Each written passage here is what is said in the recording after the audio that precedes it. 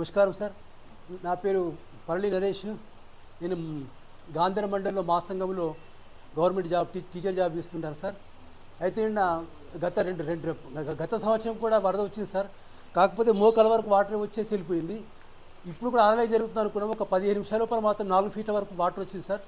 ఒక 15 to 20 minutes లోపల వచ్చేసి మేము వెంటనే ఈ ఫ్లోర్ నుంచి పైన ఫ్లోర్కు జంప్ అయిపోయి తర్వాత సేవ్ అయ్యాం సార్. కానీ ఇది రావడం అటువంటిది గత 10 సంవత్సరాల నుంచి ఫస్ట్ టైం అని చెప్తున్నారు సార్.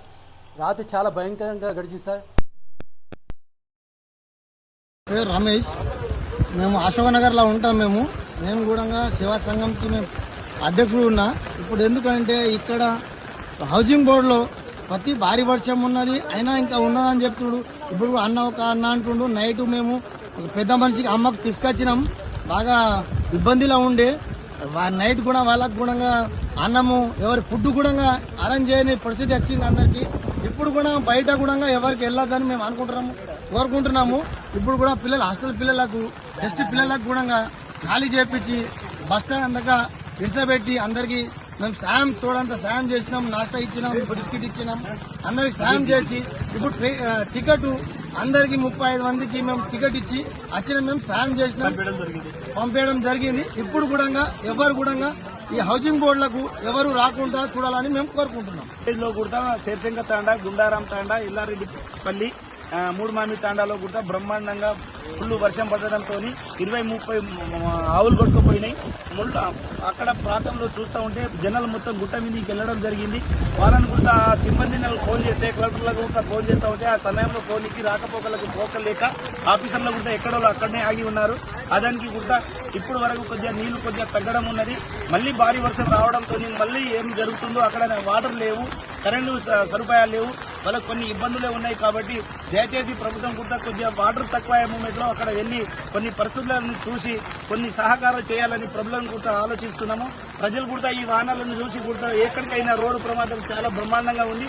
ఎవరు ఎక్కడ వెళ్లకుండా మంచిగా ఇంటిలో ఉండి అతి అవసరం ఉంటేనే కూడా పబ్లిక్ బయటికి వెళ్ళి పడుతున్న వర్షం కాలంలో ఇప్పుడు అఫీషియల్స్ ఏం చేస్తున్నారు? మీకు అఫీషియల్ అంటే ప్రభుత్వం కూడా అంతా ఎక్కడో అక్కడ వస్తా ఉన్నారు, చేస్తా ఉన్నందుకు అందరు ముందుకున్నారు. కానీ వాళ్ళకి రాకపోకలు రాకుండానే ఉన్నది. కాబట్టి ప్రభుత్వం కూడా ఈ వర్షం కొద్దిగా తగ్గిన తర్వాత ఈ వర్షాలు కూడా కొద్దిగా తగ్గిన తర్వాత కూడా ప్రభుత్వం కొద్దిగా యాక్షన్ తీసుకొని ఏ పనులను కూడా కొద్దిగా సిబ్బందితో మంచిగా చేయాలని ప్రభుత్వం కోరుకుంటున్నాం.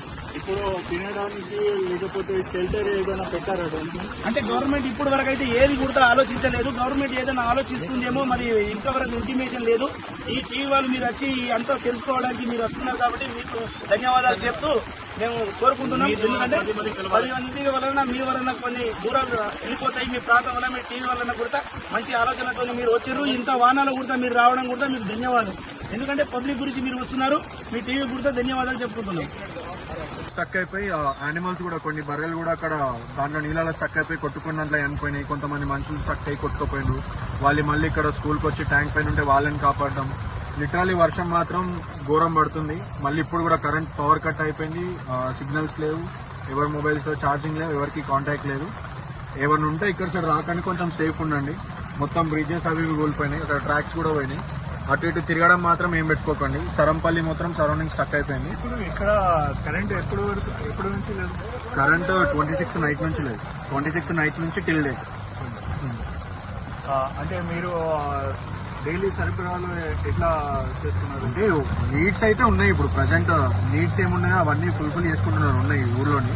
నార్మల్ ఇప్పుడు మార్నింగ్ అయిపోయినా వెళ్లే వాళ్ళు వెళ్తున్నారు కామారెడ్డి. నేనైతే లిటరల్ గా మొత్తం స్టక్ ఎక్కడ ఎటు లేదు, ఏ కరెంట్ లేదు, ఏ పవర్ లేదు. అందరు కార్స్ లో, బైక్ లో. వాటర్ ఎక్కడ వరకు ఉంది? ఏ లెవెల్ ఇక్కడ అంటే ట్రైబల్ వెల్ఫేర్ పిల్లలకైతే మొత్తం నా నుంచి ఇంకా ఇంత హైట్ వచ్చింది. ఇటైతే మొత్తం ఆ డివైడర్స్ పైనకి వెళ్ళిపోతే మళ్ళీ జేసీబీ వాళ్ళు వచ్చి ఆ డివైడర్స్ అన్ని క్లీన్ చేసినారు.